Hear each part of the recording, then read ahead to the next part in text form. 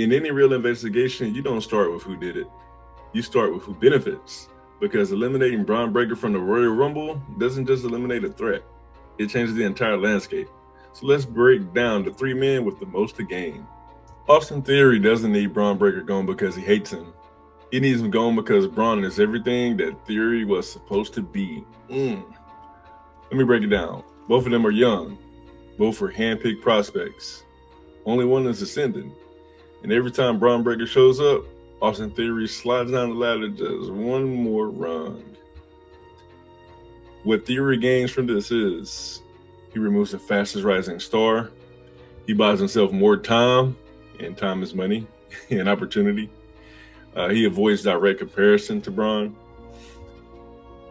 And he doesn't just win by beating Bron. He wins by making sure the match never happens. This isn't jealousy, it's self-preservation. Suspect number 2, and this is my pick because if you look at our masked figure here, he has a dad bod-ish build similar to that of Adam Pearce. But Pearce's motivation is control. Pearce isn't a wrestler anymore. He's a regulator. And Bron Breakker is the one man in WWE that you can't regulate. Let me explain. Bron ignores hierarchy. He's dominant, he's uncontrollable, and he breaks through plans, not just opponents. This is evidenced in his recent run-ins with Pearce. And a Royal Rumble win doesn't, it puts Bron in a main event position that not even Adam Pearce can steer. What Pearce gains by taking out Bron is he prevents an uncontrollable champion. He maintains his booking leverage and he restores order. Things have gotten out of control with Bron and him putting his hands on Bron and Bron slamming him and the back and forth with Paul Heyman. So if Bron was to win the Rumble, Pearce doesn't control the main event. Bron does. Sometimes the cleanest crimes come from people who don't get their hands dirty. Suspect number 3 for me is going to be Logan Paul. And it's with him, it's an opportunity. That's his motive. He doesn't think like a wrestler. He thinks like a brand. And Bron Breakker is bad for business. Let me explain.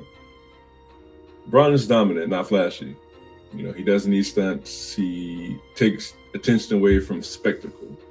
He does his spear and his super spear, and it's insane to see. Logan Paul main event is a spectacle, whereas a Bron Breakker main event, it isn't viral. It's something that we would see coming a mile away. What Logan gains from that is it clears the path to spotlight matches. It keeps WWE's marketing focus, and it avoids him being physically outclassed because, that's what, let's face it, Bron is a physical specimen. Logan has, pretty solid himself, but Bron is a specimen. Logan doesn't need to beat monsters in this situation. He avoids them. And again, his main motive is opportunity.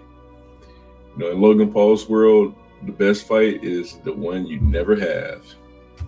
So to sum it up, our 3 suspects: Theory gains time, Pearce gains control, and Logan gains attention. Different motives, same result. So now the question isn't if they could do it. It's who needed Bron Breakker gone the most. And in wrestling, motive always matters more than opportunity. Let me guys know what you think about that in the comments. I'm Devon for Terrible Take. Subscribe if you're new. I'll catch you guys on the next one. Peace.